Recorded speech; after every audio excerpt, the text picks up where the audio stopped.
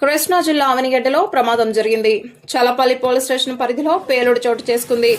Seize చేసిన టపాసులను కోర్టుకు తీసుకువెళ్తుండగా police జీప్లో ఒక్కసారిగా పేలుడు జరిగింది. ఈ ఘటనలో ఎస్ఐతో పాటు 4 పోలీసులు గాయపడ్డారు.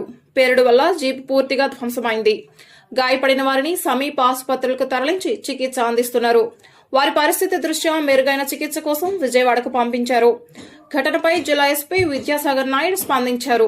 క్షతగాత్రులను పరామర్శించి వారి ఆరోగ్య పరిస్థితిని తెలుసుకున్నారు. అలాగే ఘటనపై పూర్తి వివరాలు సేకరించాలని అధికారులకు ఆదేశాలిచ్చారు.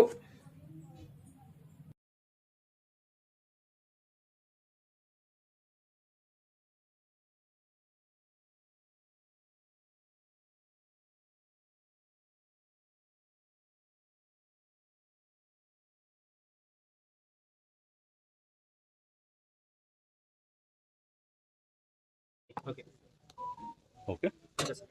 ఈరోజు మార్నింగ్ చల్లపల్లి స్టేషన్లో ఒక అన్ఫార్చునేట్ ఇన్సిడెంట్ అయింది. అది సీజ్ చేసిన టపాకాయలు స్టేషన్కి దూరంగా ఒక ఫర్దర్ డిస్పోజల్కి బయటికి తీసే క్రమంలో ఇన్సిడెంట్ అయిందని ప్రాథమికంగా మేము నిర్ధారించడం జరిగింది. ఈ ఇన్సిడెంట్లో మా స్టాఫ్ దాదాపు 5 గాయపడ్డారు. వీళ్ళల్లో 3 తీవ్ర గాయాలు ఉన్నాయి.